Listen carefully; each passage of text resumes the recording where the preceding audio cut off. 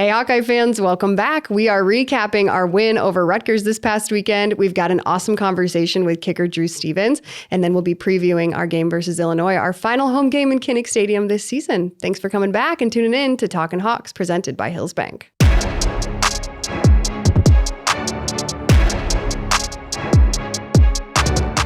No matter where you are in life, Hills Bank is here to help you succeed. Whether you're buying your first house, saving for your child's future, or preparing for retirement, you can count on the people at Hills Bank for the support you need to reach your goals. It's easy to connect with a banker in person, over the phone, or on hillsbank.com because we believe banking is better through human connection. Hills Bank is an equal housing lender and FDIC member. Hi, Matt. Just gonna nod at me. Yeah, I was going to leave our podcast listeners like, oh, is he here? Is he not? Okay. I'm always here. All right. How's your day today? It's good. How Good. was your day? It was good. Well, you're supposed to ask me how mine was. Oh, sorry. How was your day, Laura? Thank you. It was so good. I actually got to witness history today Okay. in a couple of different ways. So first ever women's wrestling event in Carver Hawkeye Arena. Okay. Very First cool. ever women's wrestling team at a Power 5 school, obviously Iowa. And also, we broke the world record for attendance at a women's wrestling event. Isn't that crazy? What was the previous? I have no idea. Okay. But we had over 8,000 people. Okay. I thought that was pretty good for obviously a team that is brand new. Right. And then also the day after a home game. That's always a little tough. Sure. Home football game. But I thought it was a really great attendance. And the crowd was fired up. Like they were into it.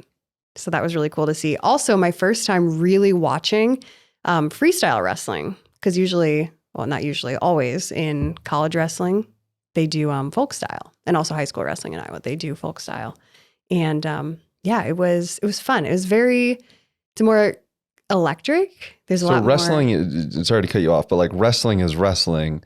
It's just how you can score points is a little bit different between the styles. Yeah. My understanding is it's how you score points and then also the types of moves that you're allowed to do.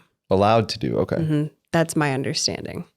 I don't know a whole lot about freestyle, but it was awesome. And I already picked my favorite wrestler on the team, Felicity Taylor. I'm obsessed. Okay. She's so cute. She's like adorable, but like, I'm going to say it, badass. Okay. Like, of course, she's like a wrestler at Iowa, but she's like petite and jacked. She's got blonde hair. She does these little braids that go back like this to like keep her hair out of her face. And then she puts a scrunchie up like and does her hair up here in like a little bun. So cute. And then she has these white wrestling shoes that have like pink on them, like baby pink. Love it. And then her nails were painted to match the shoes. These are the things that I pay attention to.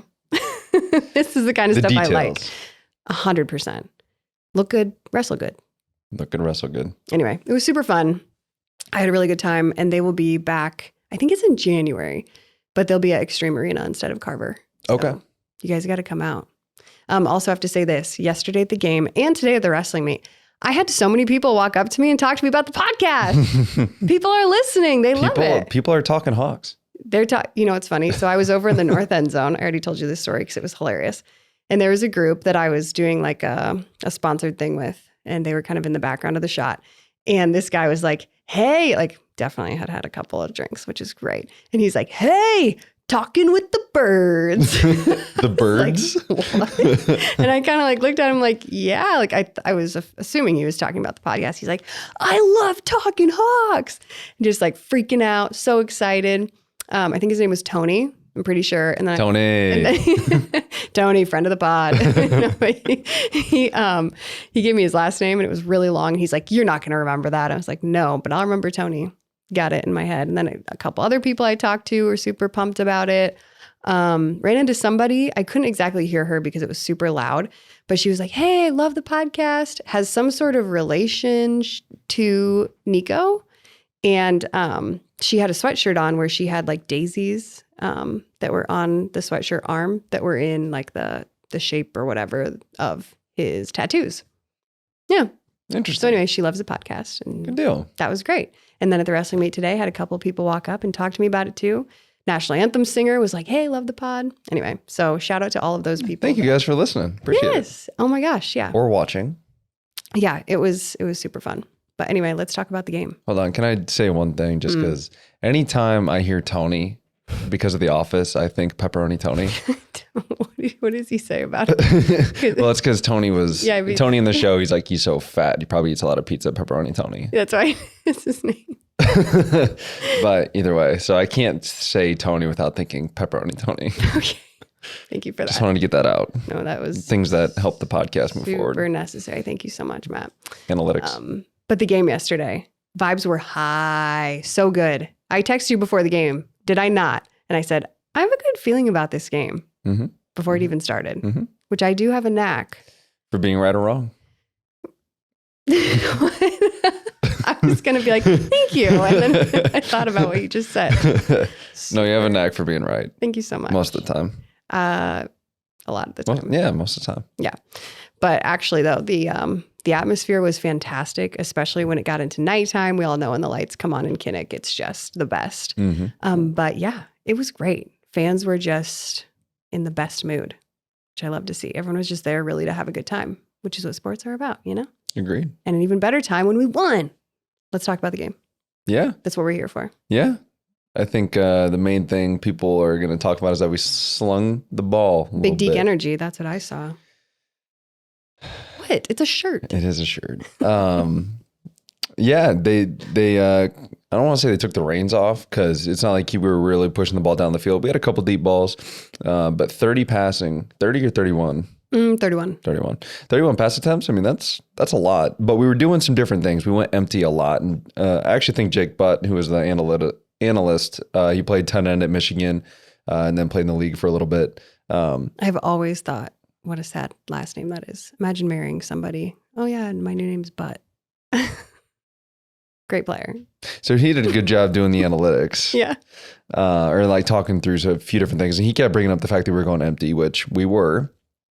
And it kind of helps Deacon make quicker decisions. And one thing that they say about quarterbacks is quiet feet, quiet mind, busy feet, busy mind. And so like the fact that Deacon kind of stands there and doesn't move, like if you saw Tom Brady, not saying Deacon Hill's Tom Brady, but if you watch Tom Brady, he'd set up in the pocket and just stand there. It's because like his mind is just going through everything. He's not too worried. It's not like he's flustered and thinking all these different things that kind of affects the way he goes. Whereas if you look at some younger quarterbacks, a lot of times their feet are moving. They call it happy feet, popping around, and then they finally figure out where they're going. So he looked a little more comfortable in the pocket. He was getting the ball out quicker. And when we went empty like that, I think it just made the decisions easier for him, mainly because the defense would have to determine where they're going to be. He can read one guy. If he goes left, he throws right. If he goes right, he goes left, that kind of thing. And I think that really helped him just throw the ball, get him in rhythm and then go. Two big plays. We had the tight ends make another big play. I think it was Zach Ortworth. I might be saying that wrong, but I'm pretty sure that's his name, where we did a play action on an early down. And he goes right at the seam for 54 yards. How about that for your first catch? 54 yards right at the seam, big time play. Everybody kind of over pursued. They expected it to kind of be like an out route, like a flood concept. And what I mean by flood is that everybody's basically going the same way. They had an under from the backside.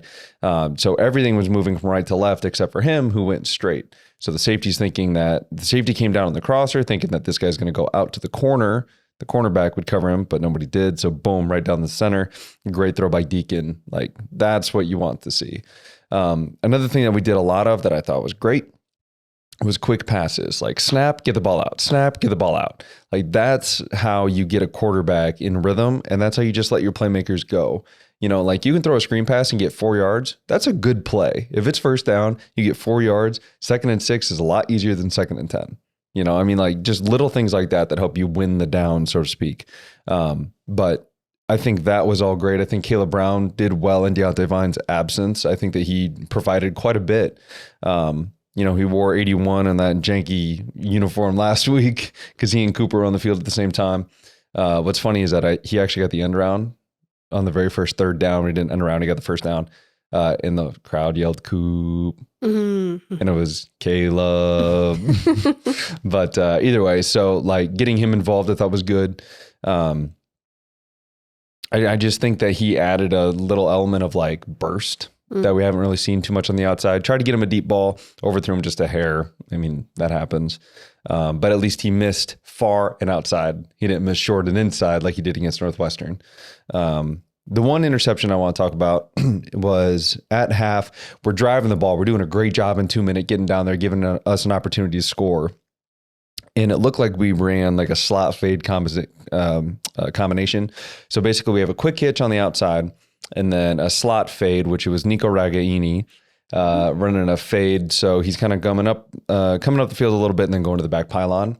And Deacon's read is the corner. If the corner backs up to cover the slot fade, then he throws the hitch. If the corner jumps the hitch, then he throws it over his head to the slot fade. So that's kind of his read. Assuming that that's exactly what it was. It's what it looked like to me on tape. If that's the case, the problem is we're in the red zone, so the corner doesn't have to back up. Like he can still turn and make up that 10 yards of difference because the ball has to come down in bounds, right? So he doesn't have to back up.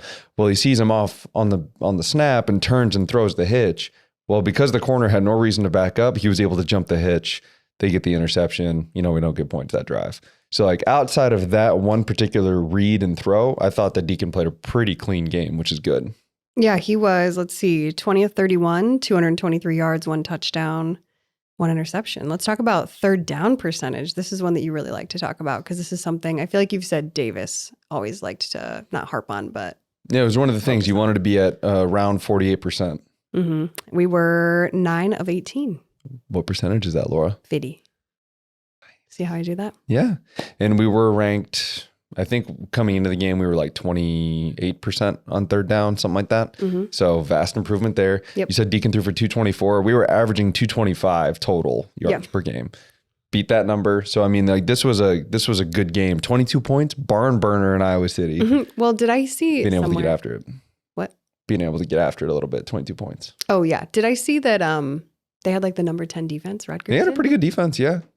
Ohio, they ran, and they also ran the ball really well against Ohio State. So I mean, it's a testament to what Iowa was able to do, but they played Iowa football, played tough defense. Special teams are good when they were called upon outside of the 1 missed field goal, and they controlled the game. I mean, almost 40 to 20 minutes in terms of time of possession. Like that's how you play Iowa football. Run game, we got kind of a 3-headed monster back there. You want to talk about any of those guys? What you saw? Matt, I was very busy during the game. Oh, yeah. But LaShawn looked really good.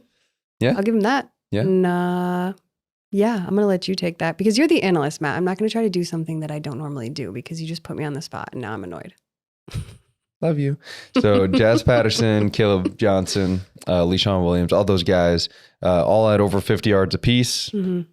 So that's at least 150 yards rushing between those 3 guys and being able to have that kind of continuity as well as everybody got at least 10 carries. That's pretty big too. I think it was 37 carries between the 3 at 150 yards. Like that's pretty good production. And we also used the perimeter run game quite a bit. We had Nico on a jet sweep. We had Weejan on a jet sweep. We had Caleb Brown on a jet sweep. And what I mean by that is they're running across the formation, getting a quick handoff, which there's a lot of timing, and then taking a handoff at full speed takes a lot of practice. I'm not very good at that, admittedly. So it's nice that like they have that timing up to where you can get it and go. I think you're good at it. Thanks. You're just saying that because we're on the podcast. But like that kind of stuff I thought was interesting. We call it in kind of interesting situations. 3rd and 2, you would expect us to go at them because that's Iowa football. And instead we went on the perimeter and it worked.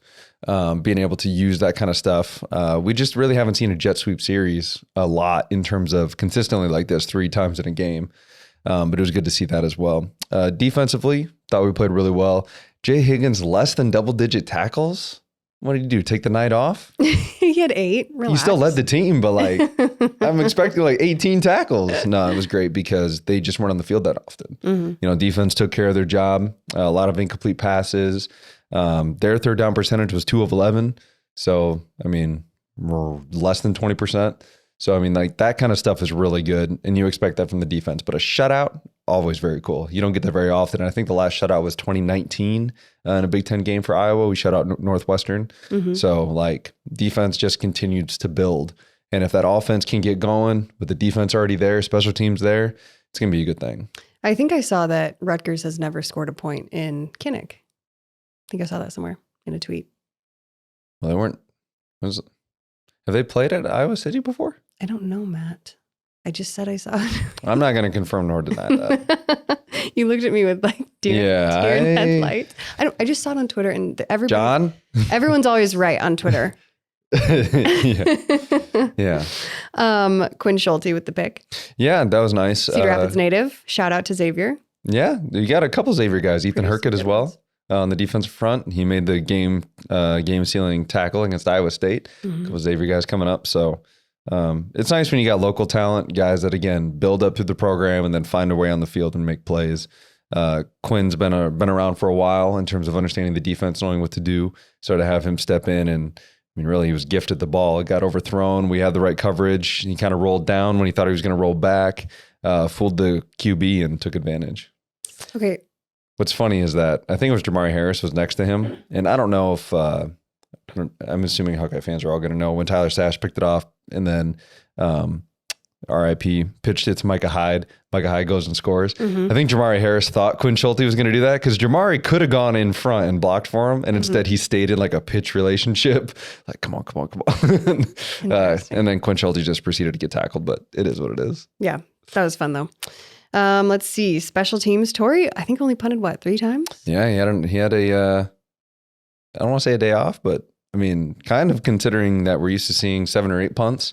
So like that was really good. And he's still at that 47 average or whatever, semifinalist for the Ray guy.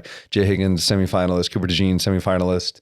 Like we've got a lot of guys that are up for awards. I think Drew it's really Stevens. cool. Drew Stevens, semifinalist. He was 3 of 4. Yeah. It's unfortunate that he missed the one, but again, it's a nice luxury to know that missing one is out of character. You know, he missed one last week, but it was off the upright from 53 yards. Like having that kind of range, I do believe that that's a weapon that you can add to your offense, so to speak. Well, we'll talk about that more as we get to the middle section with our interview with Drew.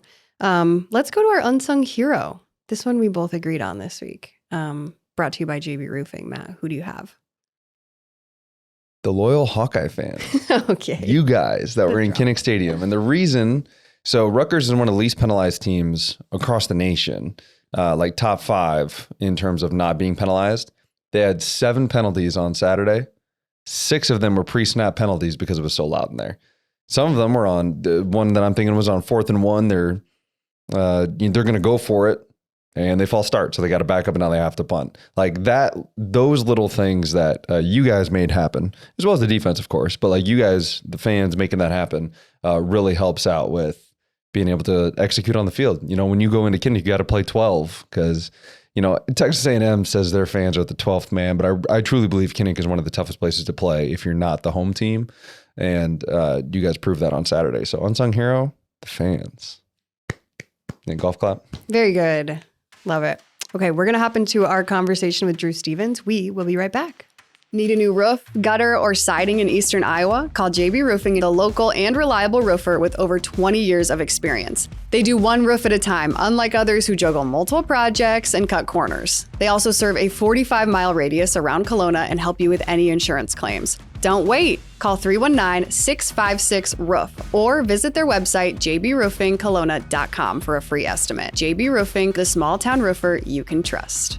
Hey, Matt, did you know that Iowa City Tire does more than just tires? Yeah. I mean, they've been servicing the corridor for like 40 years. Okay, but did you know that until somebody had to tell you? No, I didn't. Well, hey, check out how they're doing things in a very different way at Iowa City Tire and Service, where service actually comes first. Visit ictire.com. Alrighty, we are back, and today joining us as our special guest is Drew Stevens. Drew, how are you? I'm great. Thanks for finally coming. Yeah, I mean, I forgot. The ultimate shade. You just totally forgot about us. I was in my Sunday routine. What's your Sunday routine? Wake up pretty late because it's one of the only days you get to sleep in. And then, I don't know, go eat, run, and then go back and go to sleep. So are you normally in bed by now? Not in. We're not keeping you up, are we? I just woke up from my nap. That's what I did. Okay, that's fair. Coming off of a win, you deserve it. You can hang out and chill. Okay, let's get into it. You are from South Carolina. Yes. Tell me about life in South Carolina. Do you have siblings?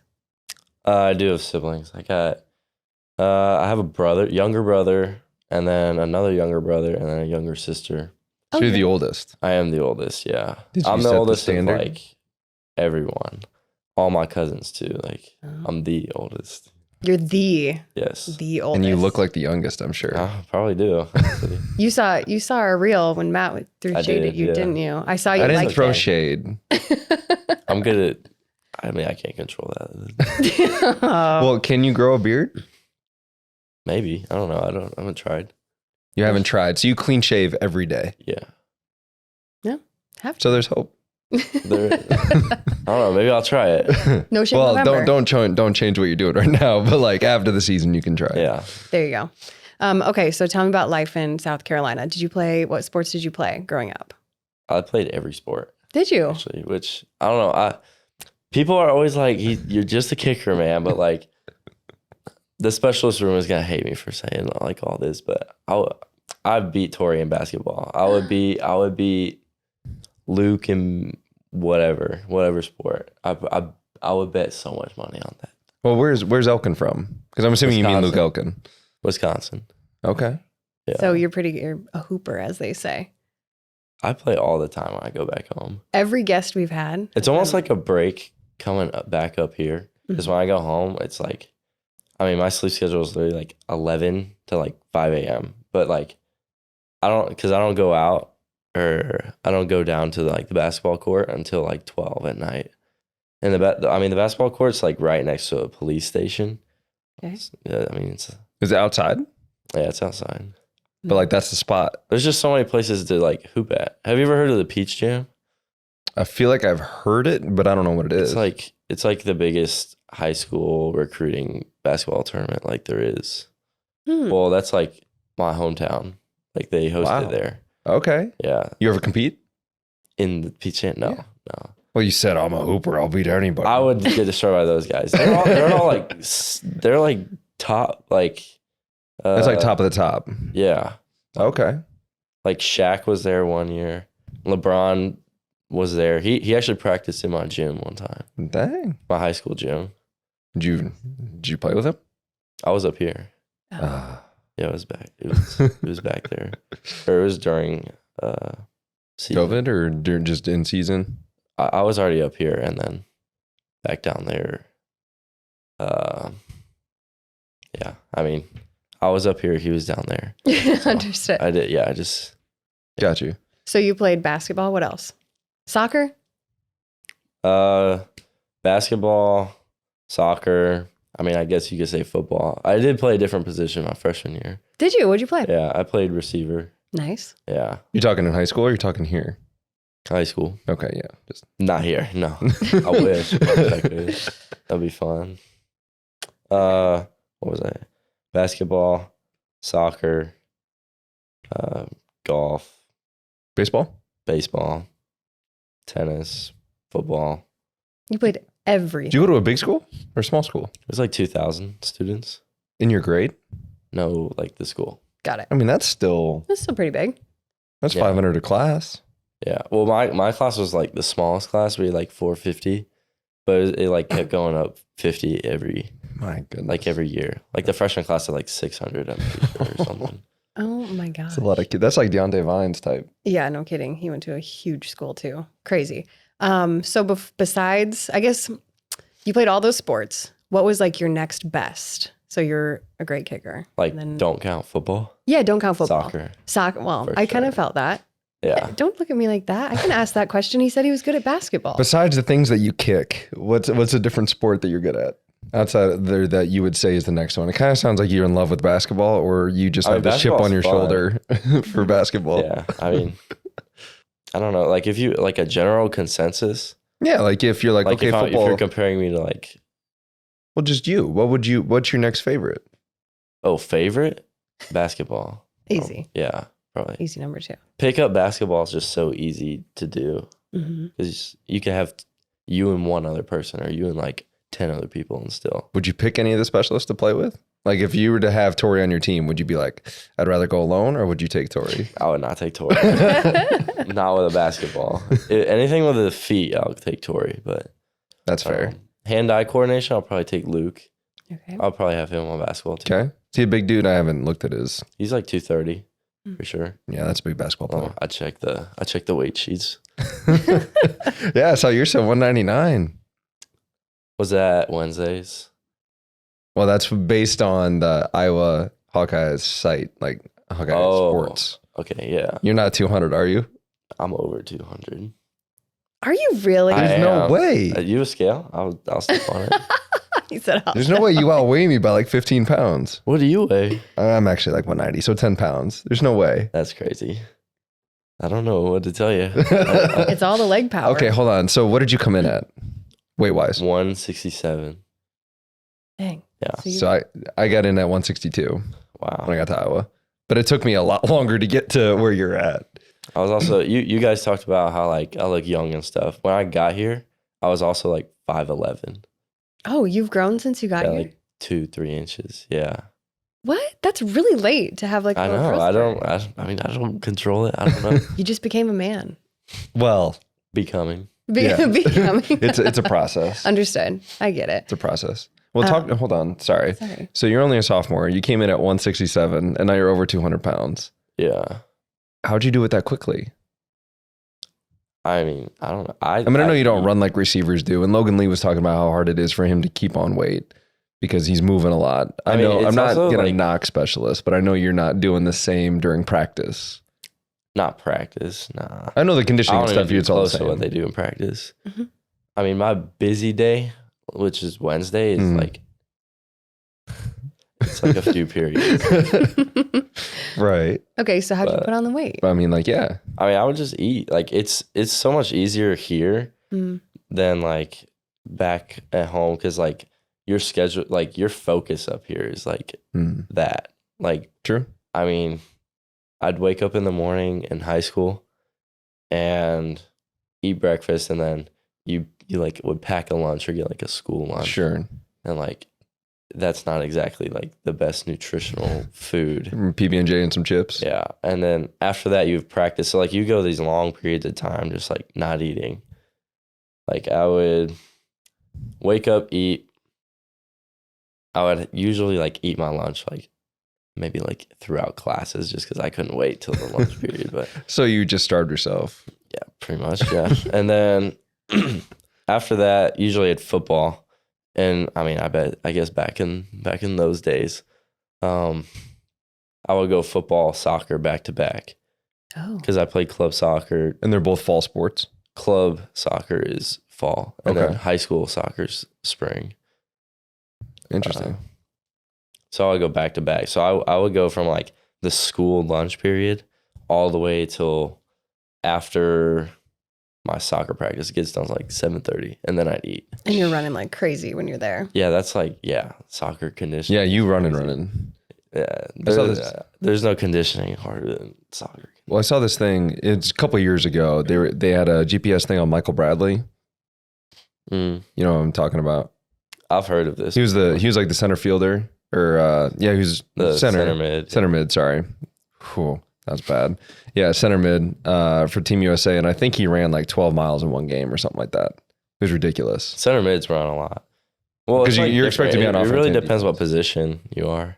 If I play a soccer game, or I don't think I could play a soccer game right now. Honestly, Well, you're about 90 pounds overweight for that's true. that sport. that's true. I was the biggest on my soccer team before Oh, I'm sure. before I even got here Yeah. at 5'11", 167. We had a kid taller than me, but I weighed the most. And Were you a striker?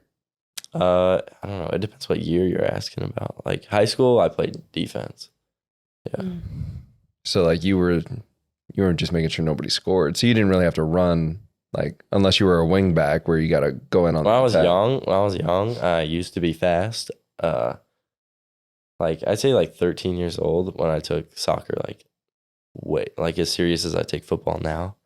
I was like the fastest kid, so I would play winger. Dang. Okay. And I mean, Man, you just running up the I sideline. don't know. In our soccer system, like the winger has to play like the whole sideline. Okay. Like he doesn't just stay up. Sure. Yeah. Well, is what soccer got you into football? Oh, for sure. I would not pick to be a kicker if we're being honest here, I would not pick that. Like that's not the most fun position. Okay. I mean, The way that's so funny. I mean, I would not. I never paid attention to like, because I remember putting myself in the stands, like watching back then, like the games, like Like on your visits you're talking, or what I was do a you mean? South Carolina fan, Mm. and so we were like pretty big fans, Okay. and we would go to like we were season ticket holders for like a few years straight, and we went to like every game. I mean, it's like an hour from my house. But I remember I never like Paid attention to the even when we kicker. got in field goal range, I would just like stop watching, or I don't know. Oh, we're gonna just kick the field goal. I'll just go. And now I'm actually like doing it, and now I don't know. I think it's a crazy comparison for how much level of care I have now. That's crazy. So take me through how you got from the point of like, I could care less to, oh my gosh, I'm doing it on Saturdays in front of 70,000 people and on TV. Well, I'm a big atmosphere guy, and there's no atmosphere. I mean, unless you go to like Europe for soccer, but even that's not the same. Because I do watch like the YouTube videos where like people over there react to our stuff. Oh, sure. Yeah, but I mean, you can never get that many people like with pure emotion screaming at like the same time. Like Kinnick Stadium that Sure. loud. If you just gather that many people and just told them to yell, I don't think it could get that loud. Agreed. But I don't know. It's just the adrenaline rush, Mhm. and you don't get it in other sports just because the atmosphere is not as good. So along with that, like as a receiver, like I'm playing more snaps, but I always wanted to get hit and be like, okay, yeah, I'm in the game. Like I'm here. How much different is it knowing that like, okay, I've been chilling for 5-7 minutes and now I got to go out there and do my job for 6 seconds. Like, do you think about that? Or is it just like, oh, we're getting close. Maybe I should warm up and then I'm going to go out there and do it. I mean, I got like a pretty good routine going, I guess. I mean, there's when you've done it for like this long, you have like You're a a sophomore. certain like feeling, you know. Well, I mean, I've kicked for like a long time. I don't know. I've played athletics, so like I kind of get that feeling, like you know when you're ready. Okay. So do you watch the game? Or I do you do. just kind of hang out? Like, I know specialists kind of have their own area on the bench. The fair catch call, you know. The invalid, yeah. Yeah. The Quote, infamous, yeah. Well, on the fair catch call, whenever Cooper, like he returned it, of course, and people aren't gonna like notice it, but I bet I could have made like a longer field goal just because of how much adrenaline he got me going whenever he did the punt return. Because I was going crazy, and now I got adrenaline rush going. Sure. And I feel like, I mean, that got me into it. So like, even though the play didn't like count, it still affected the game. Which I think's cool. How far do you think you could? I mean, I saw the 53-yarder, the first one against Northwestern that hit off the upright, unfortunately. Yes. But like, I feel like you're good from at least 60. That direction was into the wind too, which is, yeah. I don't know. Pretty far. So if you were like, okay, dome atmosphere, there's no wind, nothing, I can go out there. I tell people based off like what I do in the indoor. In the indoor, I've hit like 65, I think. Sheesh. Easy or like It's close? also like hard to tell because you don't have like adrenaline has so much power in it, like because your body does things like it's like survival mode almost. Like it's at its peak performance when you have adrenaline going. Sure. And well, I tell Coach Woods lines before the game, and I don't base it off of my adrenaline. I base it off what I'm doing pregame, of course. Right. So, I mean, what I tell him, I could probably go a little further back. So, I mean, if I had adrenaline going probably in like the indoor, I bet I could hit 70 probably Dang. with like a good kick. Mm-hmm. Well, I also saw like another stat that was like, I think this year you've only allowed 10 kickoff returns because the other 30 have been touchbacks. Yeah. Like, do you get hype on a touchback? What, do you want to go hit somebody or what? I mean, maybe once, maybe just get hit. That would be good. Just to make me feel like more of a football player. You know? This has been the funniest interview thus far for me. Just like wildly unexpected. Way too chill. There's a lot So- of things people don't notice. Like what I hate is Okay. when we get like people aren't gonna notice it, but whenever we get like a pick six, I mean, I'm like chilling. Like I'm sitting on the bench and all of a sudden, oh crap, I got to go out there and make it. Like, I don't know. But your adrenaline wouldn't be hype from that? I would have adrenaline. I'm just not like, I don't know. Like I said, you've been chilling for like 5 minutes. Now you got to go. I haven't kicked a ball. Usually I'm like prepared. Like, Sure. But I mean, like Wisconsin, that was a tough one. That was a tough extra point. That was probably the hardest extra point I've ever had to kick. Because the benches weren't heated that game. And then, I don't know, the benches weren't heated. And I'd been sitting down like the whole, because we hadn't done anything for like a whole quarter and a half or something. And then all of a sudden, boom, 80-yard touchdown. I'm sitting here cold. I could barely get my helmet on. Yeah, So when I actually was reading an article that was talking about you and your kicking coach. Yeah. What's his name? Dan Orner. Okay, tell me a little bit about that. Like, how do you find a kicking coach? Is he here? Is he back at home? What is that like? He's in Charlotte. I mean, he travels a good bit just because all his guys, I guess, like he goes to their games. He's somewhere every weekend for different guys trained. But I don't know. He's based in Charlotte, North Carolina. He's actually probably the reason why I'm here, or Really? he's a big reason, because that's how I met Keith. Was at a training. I was just going to ask if Duncan was the key to get you here. Yeah. I mean, he definitely put in the word because, I mean, a little secret now. I mean, Tori did not like it. He tells me this all the time that he didn't like me when I first came on my visit. Didn't like you? Mm-hmm. Okay, well, then I got to share the story. I'm not, yeah, we didn't know this. I mean, I don't know. He looks at me, he's like, oh, this kid's like 12 and he hasn't gotten off his phone this whole meeting. And I don't know. You talking about like your official? Yeah. It was Penn State. Okay. Yeah. And I don't know. Did he host you or did he was my host, yeah. And he said I didn't like you? Well, he didn't say it. He didn't say it then. He told me he like told me like this year that like no one wanted me to come. But Keith Duncan Keith Duncan told Coach Woods to trust his word? Yeah. And then Wow. I got here. Shout It's out okay, to now they all love me though. That's too much. Okay, so Well, did you get recruited by anybody else? Yeah. Sorry, I keep interrupting you. Yeah. I think like the final 3, I got scholarship offers after. Because you walked on at Iowa? Is that right? Yeah.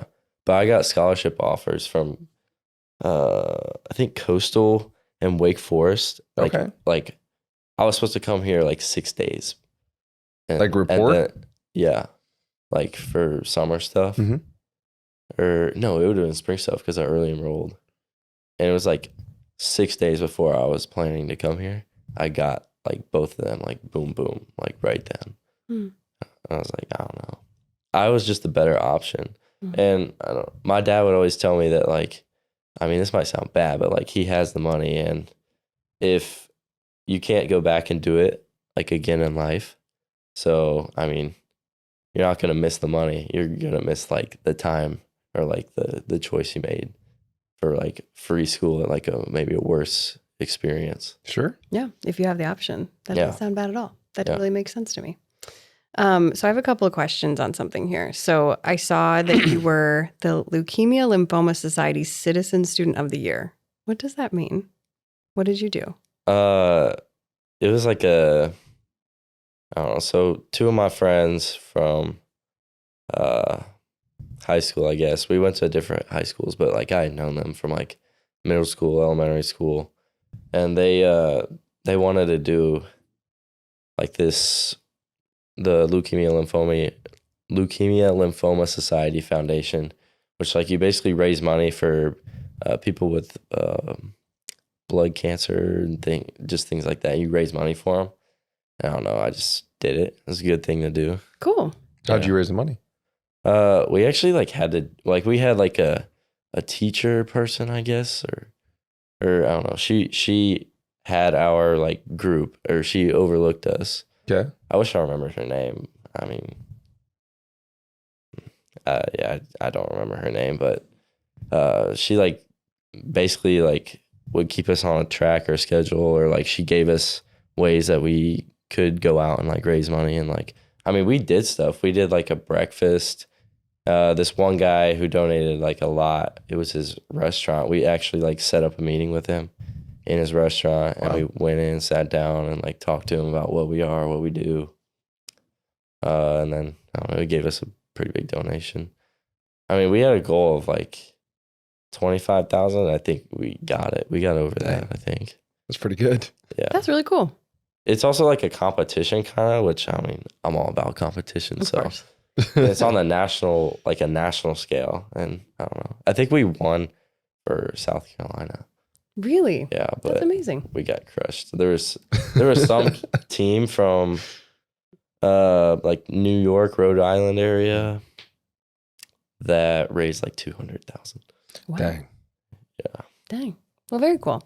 So this is a more personal question just for me. So my dream is that my son is a kicker, okay? Because he loves football. Relax. Doesn't get hit. What? He doesn't get hit. Yes. He won't get hurt that often as other guys. And he can still like have the joy of being on a football team and doing all the cool experiences. So if you're talking to me, what's the like route for my son to be a college D1 kicker? He already said he doesn't want to do it. He's only 2. He doesn't know what he wants. I'm saying my the guy dream. sitting here was like, I would pick this. Oh, It's just not fun. I mean, I wanted to be at the top, like be able to play like the highest level of a sport. And this was just the best like thing to pick for me to be able to do that. right. So if you were to give me like here's a good plan for somebody I would to come. get him, if you want to be a kicker, just make him play soccer. Play soccer. Because Okay. it's like a baseball player. Like over time, you build up like the natural arm strength, and that like other people just can't develop unless you've been over the years and years and years Mm-hmm. of like doing it repeatedly. So I feel like that builds like a natural leg strength that like people don't have. Like it also like you get more and more used to it. You're gonna like fire the right muscles at the right times. I don't know. It's like it just is more natural whenever you actually try to like take it seriously. Okay. That makes sense. So soccer is the route. Yes, soccer is the route. Okay. Do you wear 2 different shoes? Mm-mm. Don't some kickers do that? Some kickers wear soccer cleats. Yeah. So because the plant leg they want the spikes longer. You don't care about that? I don't feel like you care about a lot of things, Drew. Yeah, no, not that. Is your name just Drew or is it Andrew? It's just Drew. Yeah. That was one thing I thought about when he walked in. I was like, I wonder if his full name is Andrew. No, it's not. Okay. What are some hobbies? What are some things that you like to do outside of football, even though you don't really like kicking them? Sleep.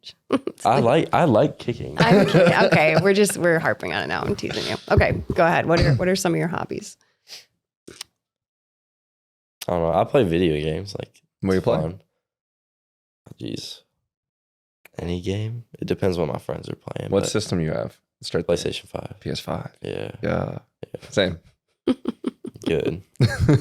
Well, I had an Xbox, and then for Valentine's Day, Laura traded in my Xbox One for a PS4, and then later upgraded from PS4 to PS5.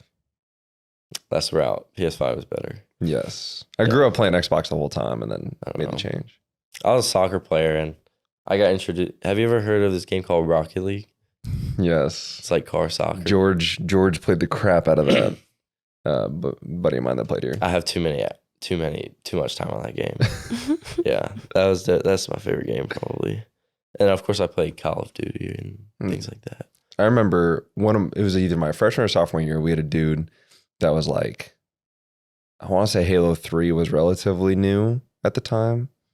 Probably. I mean, probably within 5 or 10 years, by relatively new. And KF was talking to us about how one of the players was ranked nationally, like in the top 10,000 or something like that. And so he just stopped coming to practice. So they had to he got let off the team because he was too busy playing Halo 3. That's crazy. Like, that's wild. I had there was this kid in my school that like wouldn't talk to anybody. Nobody knows him. I mean, I didn't know him until he's like a top 100 Fortnite player. Top 100? Yeah, top 100. He like makes money, like 50K, I think, is what he made, like my senior year, because I remember that's when I heard about it. He's like 80K on Twitter. Nobody knew. The whole school, nobody knew. I thought it was crazy. Laura and I used to run duos. In Fortnite? Yeah. I would play on Switch. She'd play on PlayStation. And she got one win solo. So I've got it recorded on my PlayStation so we can, relive the glory days. victory moment for It's a me. fun game. Any other like hobbies, activities you like to do? You just like I just always play sports. Like that's what I do. Like whenever I go back home, I'm like more sore than when I'm here because I'm always doing. Do you just beat up on all your siblings on? Yeah, if my friends aren't around. do they play sports, your siblings? Yeah. Well, my younger brother actually is a kicker too, or my first youngest brother, and then my next younger brother, he has Asperger's, or he did. Okay. I mean, he kind of like grow out of that eventually, but he doesn't play sports. He's like acting. He like does acting stuff. Okay. And my sister plays soccer. Nice. Yeah, and volleyball. Did your parents play soccer or anything like that, or is that just like really popular where you're from? I mean, well, you can play it year round Mm. because it never gets like 30. Might be like the coldest it gets. Yeah, I don't know. The last Christmas I had at home was like 85 degrees. Oh my goodness. Yeah, we don't do that Yeah, here. I know. We went swimming. Dang. So that like Wisconsin game was a little bit of a shock to the system. Yeah, that's pretty Yeah. cool. Now the Minnesota game last year, that was ridiculous. Yeah. That we would if we had those conditions in South Carolina, we'd cancel the game. Yeah. We would cancel school at like the chance of snow Mm. sometimes. That's funny. We go through a polar vortex. We're like, should we still go to class? Yeah. It seems fine. So your first game that you ever started was the Nevada game, right? On field goals, yeah. Yeah, on field goals. Okay, right. So that was like a 7-hour game Yeah. with the lightning delays and everything. It was Yeah. at Kinnick. Miserable, right? It sucked for us. I mean, some guys like took naps in the locker room. Seriously. Yeah. You went back out and played. That's great. Did I you would say take- it sucked more for Nevada. Yeah, did you Yeah, take your probably. pads off and everything? Or like, what did you I think I did, yeah. I mean, Playing cards and whatnot. I don't know what people were doing in there. But Drew, what? I'm having a really hard time with like what you do. I don't You're just like, know. you're way too chill. I Like don't to know. just hang Are you out. good at ping pong? Yes. Yes. Okay. Fits a stereotype. What do you mean? The specialists are good at ping pong Ping pong, yeah. because they don't. While the rest of us are meeting, they go play ping pong in the game room. I feel like that's a more northern kind of thing, though. Do you play ping pong when the rest of the guys are meeting if you get let out early? Coach, I don't know if Coach Woods let you guys out early now. Nah, I mean, the ping Coach pong White would balls meet with are them for always like 10 minutes. destroyed. The paddles are destroyed. I don't know. That's Nobody really uses that room. really Yeah. I mean, it's just for naps during like fall camp. I guess. interesting. We used to go in a lot. Yeah. Okay. What's a normal meeting like with Coach Woods without getting too in depth? I mean, it's hard to think of like what we would talk about. Well, I mean, is it like, An okay, your hour, plant leg an needs hour to be and a half. here so you can bring your hip through, or Yeah. I like, mean, it's just hard because like I know what I do wrong. Like every time I mess up. Mm. Like which that's there's- good. Yeah. It's just a matter of like doing it. You just gotta do it. And it's hard to like explain that to like Coach Woods because I don't know. I mean, maybe he doesn't like get it sometimes. Like, I mean, I didn't try to like Miss it. wide plant or hit it off my toe. I didn't try to Right. do that. I mean, and I know what I did wrong. I just got to do it. Yeah. See, the most fun part, and I mean that sarcastically, is like I'd run a route and I'd get hit on the route and I knew what I did wrong. And then I'd go over to BK and he'd yell at me for it. And then we go and film and I get yelled at for it again, even though I already corrected it 3 times now. You know, I can't imagine it being much different because, again, all eyes are on you when you're out there. Yeah. So everybody knows what you did wrong if you messed it up, right? hmm And then you got to go talk about it later. How does your kicking coach? I mean, I'm assuming that part of your training is mental training. So what does that entail? Or is there no mental training? I don't know. Is it just because you are so relaxed? But you kind of gotta like, you. I hate talking like this, but like you have to kind of not care. Like you kind of have to not care. Uh-huh. Well, yeah, You can't think of like. so let me phrase it for you differently. That's the same way. You have to take your emotions out of it so you can Yeah. go perform your job. Yeah. I'll make it sound better for you. Yeah. You just, one of my fears is like getting too comfortable almost, because whenever you're like relaxed, you don't have adrenaline going and you start thinking. Mm-hmm. So it's not like you don't get the adrenaline or like the kind of the nervousness. I'm nervous of like it. every kick. Okay, so you just have a or way of like fleshing that out in a way. you just like it's almost like embracing it. You're just like trying to use it. You know it's there. I mean, you can't do anything about it. Yeah, just focus on like the details of the kick. I'm sorry, I'm dumb Not to really. all of this. In practice, I keep trying to guess through. Okay, in practice, you focus on the details, but whenever you get in the game, Mhm. The way I train is I try to do it so much that it becomes like a habit. Like I don't have to think about it when I do it. Second. So when it's on game day, I can think how I do, which is just not. Wow, that was a really good way of putting it. Yeah. You put that together very eloquently. Well done. Yeah, it's I don't know. You do it. Like my leg gets locked out like straight. I don't know. I can't tell you how many years I worked on trying to get it to do that. Because I'm a soccer player. Like I would always kick it with like a bent leg. Like I would never have to have a straight locked out leg. But I mean, you get a lot more power by having a completely locked leg. So, and now I don't even think about it. Yeah, It just happens. sweet. Okay, so then the game winner at Wrigley. Yeah, That was fun. that was fun. And how did you feel after that? I mean, pretty good. I probably not as good as I should have because I miss. Like I hate missing. It's so Yeah. And It was like the same kick, wasn't it? They were pretty close. yeah, it was, I mean, same distance. I mean, they said it was a 52, but They went back and they changed it to a 53. okay. Statisticians out there, we got you. I point at the cameras, not at producers. Oh, okay. Anyway, so after Wrigley, you said you didn't feel great. I just missed. Like when you miss in the game, it just ruins it. So then how do you not let that affect the next one? I mean, well, it kind of helps when everybody else is like super happy for you because you made the one that they're all paying attention to. But Okay, so when you miss, Hold on. So what I gathered from that, I'm going to phrase this for you again all right, let's. because I think we need to work on your phrasing because it's Probably. poor.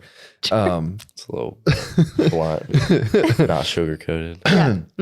You don't have to sugarcoat it, but phrasing is a big thing. So I would just say that you're such a competitor that you never want to mess up. So even though you did the right thing, you're thinking about what you could have done better. Yeah, Huh. that's a good way.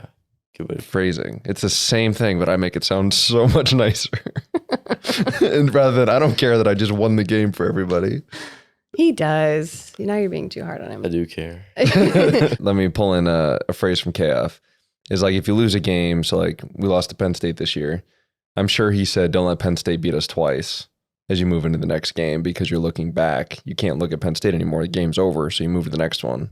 Yeah, Can't let them beat us twice. yeah. I'm sure it's I don't something want to. similar. I don't want to look back and be like, oh wow, you couldn't handle that. You couldn't. Right. You weren't able to bounce back from. I don't want to do that. I think it's different. I think it's a unique perspective because I played a position where if I drop the ball, like I know I'm going to get another opportunity the very next play to do something right. Mm. You know, whether it's block or whether it's whatever, like I know that my next play is going to like bring me out of whatever that is. Whereas you have to like sit there and try not to fester while you have to go out there and perform again. I think that's why we're so enamored by that part of it. Does that make sense? Yeah, I mean, it's just like you can't do anything about it. Right. So why worry? You know. That's a good life lesson. I feel like Hakuna Matata over here. That's not a bad thing. No, it's fine. Good. Yeah. Semifinalist for the Lou Groza Award. Yeah, they must have scraped the bottom of the barrel for that one.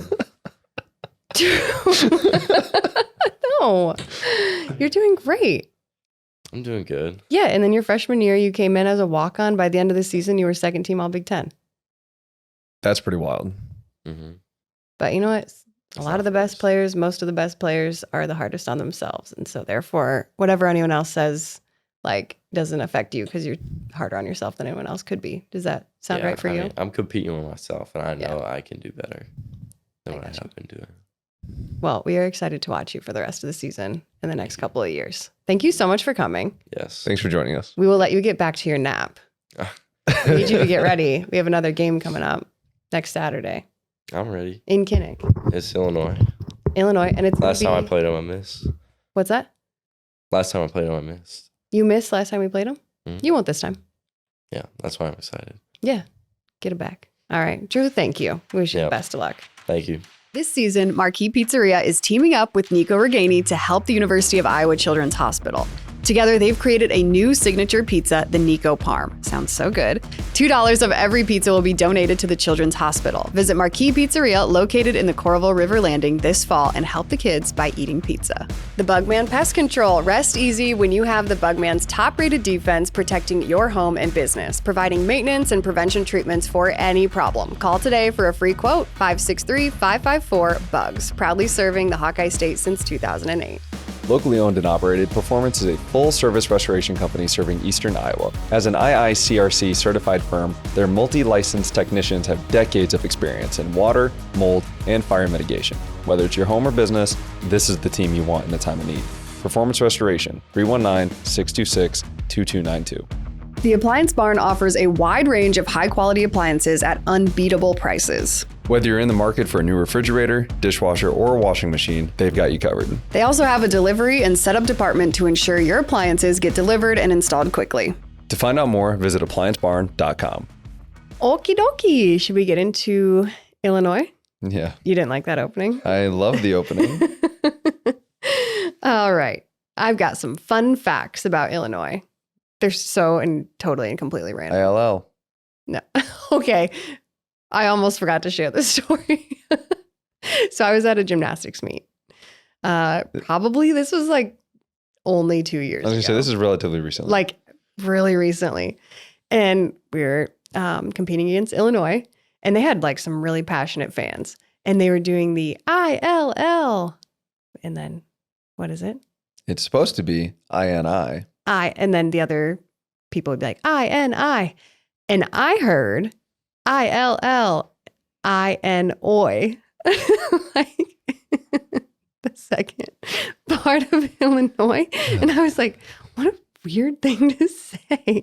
It took me probably until I got home for me to realize, like, oh no, they were doing Illini, not INOI. But I can't get it out of my head that that's what they were saying. I'm convinced. All right, you ready Yeah, for my fast facts? can't wait. The two of the founders of YouTube are Illinois grads, Stephen Chen and Jod Kareem. Okay. And actually, Jod Kareem was the first person to post on YouTube, the very first video ever. What is And it? it's called Me at the Zoo. And he's standing there. You can tell it's one of those like, well, let's just test it out and see if it works. Like, totally makes sense. And he's standing in front of the elephants and he's like, so this is me. I buy these elephants, and something that's really cool about elephants is they have really long trunks. So I like that. And that's the first ever video on YouTube. It's really like, it's just a funny video. It has like 231 million views, I think. Jeez. Okay. Yeah, crazy. So those are Illinois grads. Another Illinois grad, Hugh Hefner. Do you know that? I did not. Mm-hmm. So I think he majored in like psychology and then did some like creative writing stuff. He was part of their, I think it's the Daily. Creative writing, is that the phrasing he's using? Oh, for Playboy magazine. That's creative. It's creative. I mean, I guess art is subjective.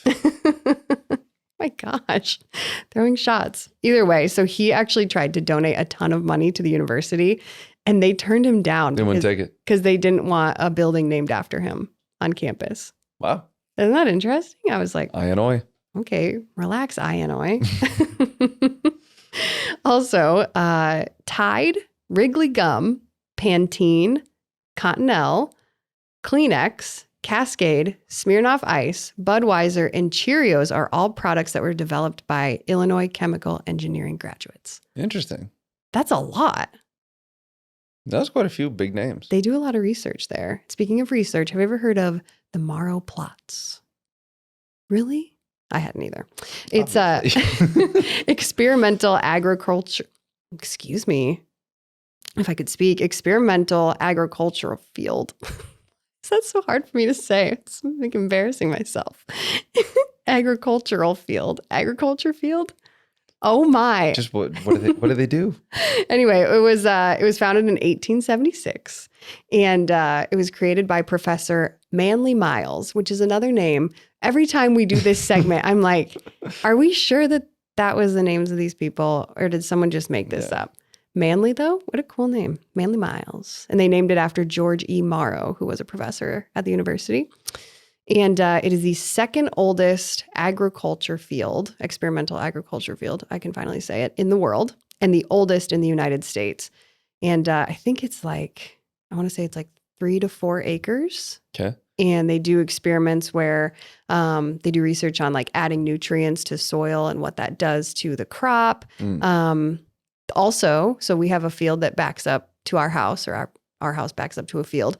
And each year they rotate. What do we have? Beans one year, and Soybeans. and then corn the next year. Mm-hmm. So they found that information at Morrow plots through their research that it's detrimental to plant the same thing year after year. Shout out to Illinois. Stop. You'll never get over it. Let's see what else. Oh, and the benefit of fertilizers. That's the other thing that they researched there.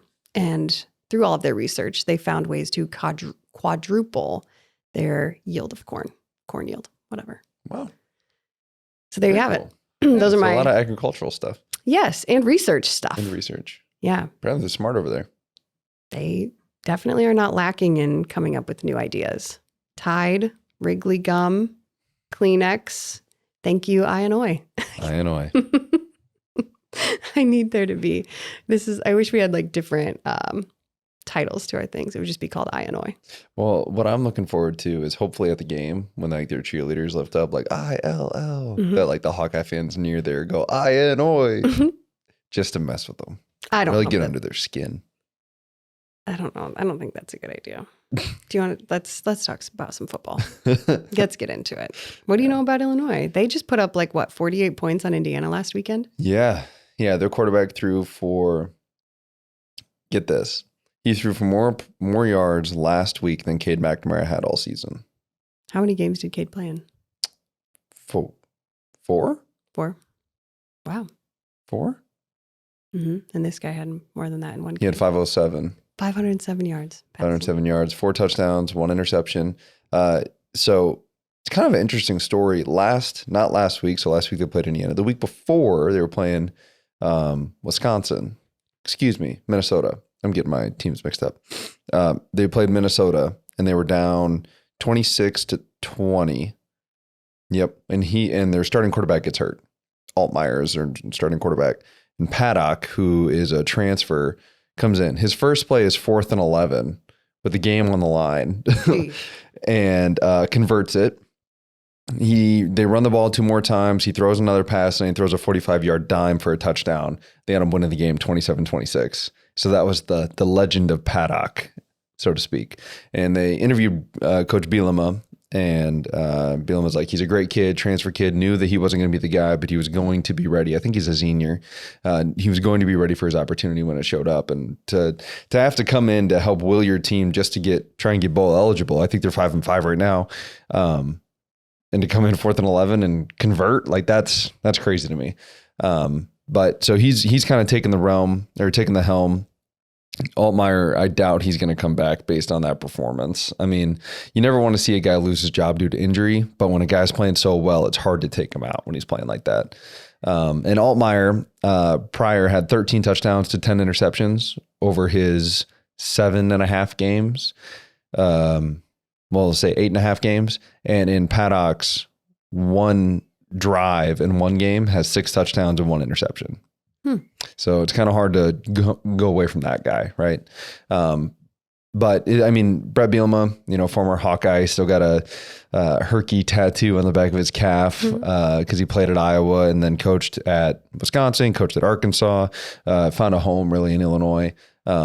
Kind of taking that program because they were not very good. They had Lovie Smith prior, and he did decent there, but not great. They would have some players come through, but really never could get over the hump. And Coach Bielema has done a pretty good job since he's taken over there. So you expect a hard, like Iowa type mentality, Wisconsin type mentality. The difference is they sling it a little bit more, as referenced with Paddock throwing for 500 yards. They actually showed this on the Big Ten Network. The contrast of games is that there was 1,300 yards, 100 and however many points, or it would have been 93 points, whatever. 48 and 45 together is 93 points.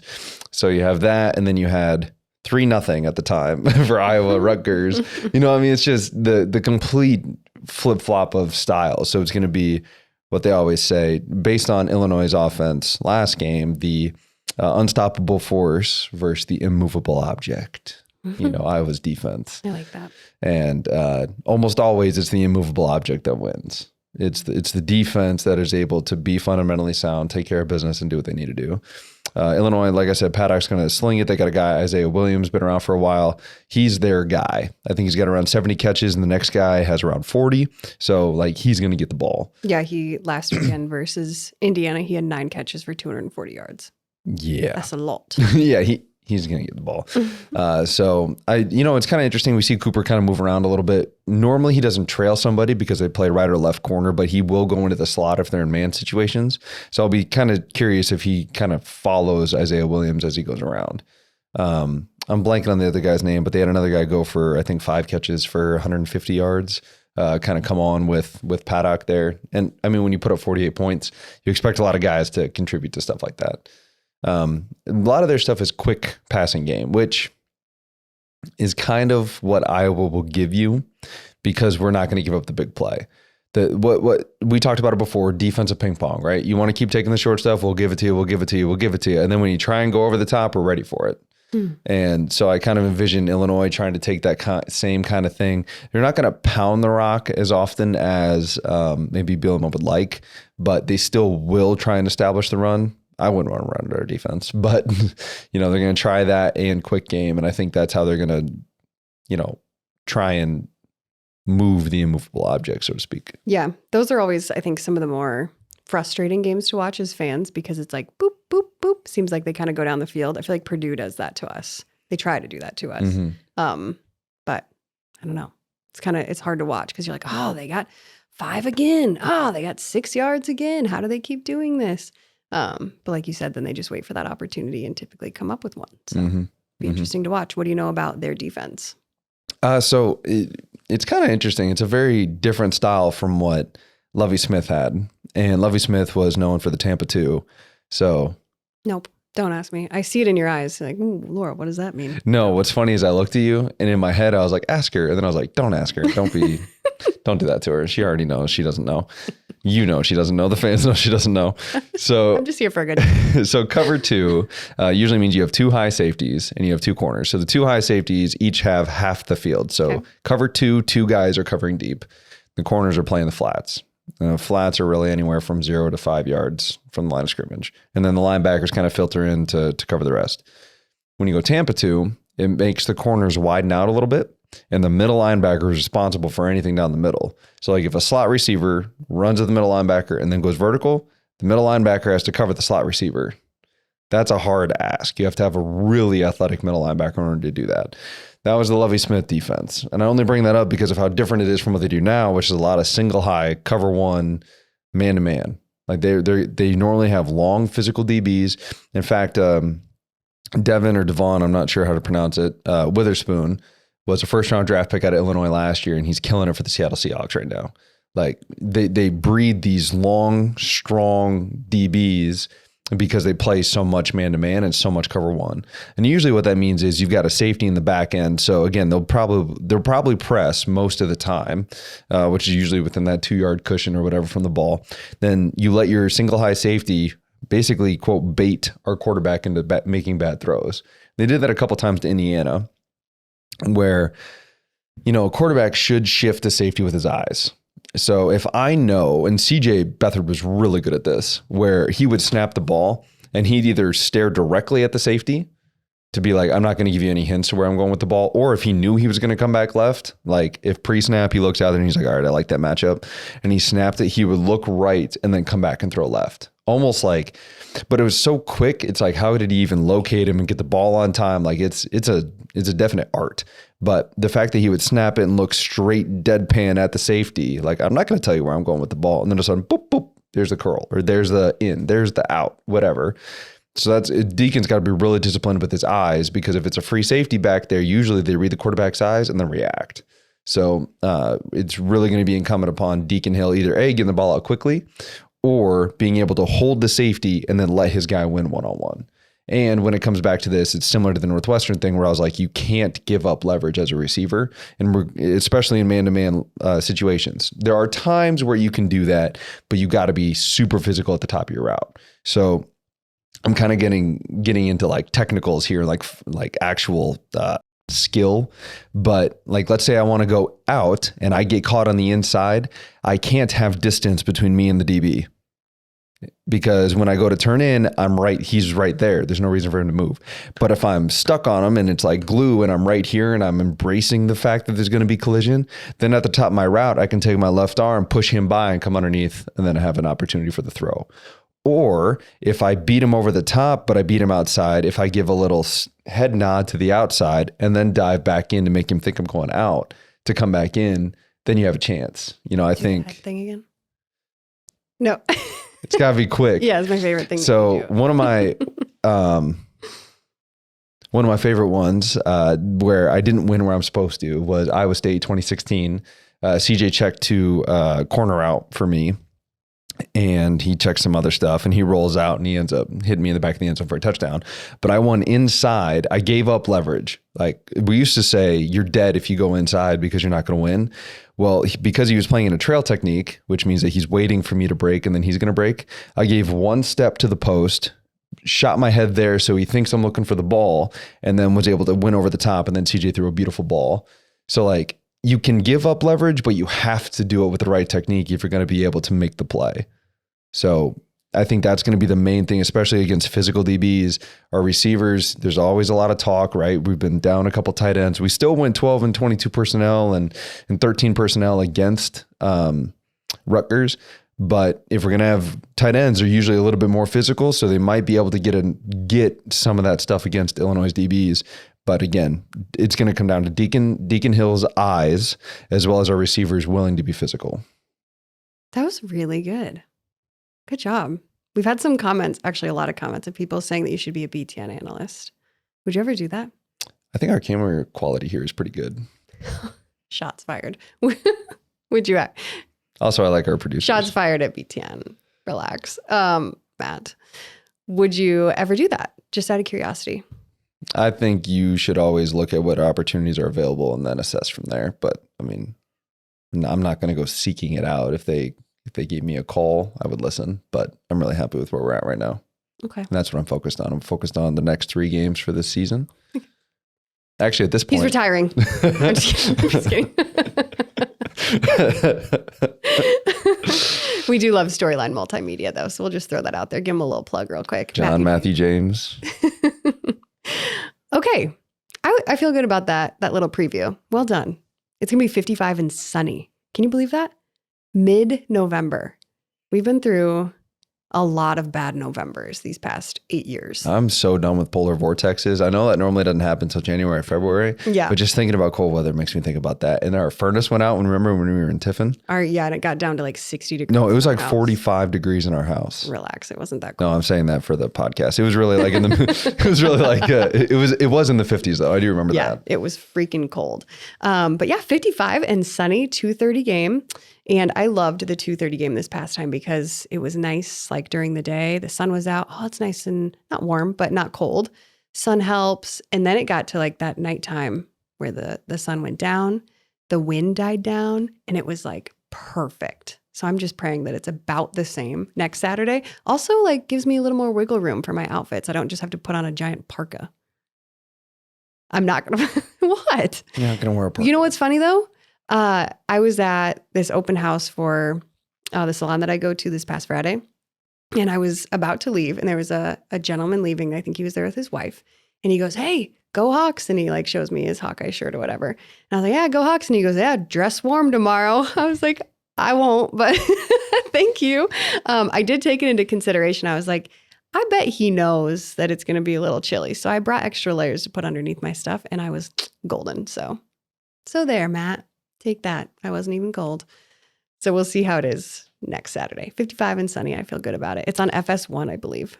Also, I feel like I should do this just because What? Solon got beat. We got beat in the semifinals. Williamsburg, best of luck in the championship. Mm-hmm. Shout out Ryan Dorman.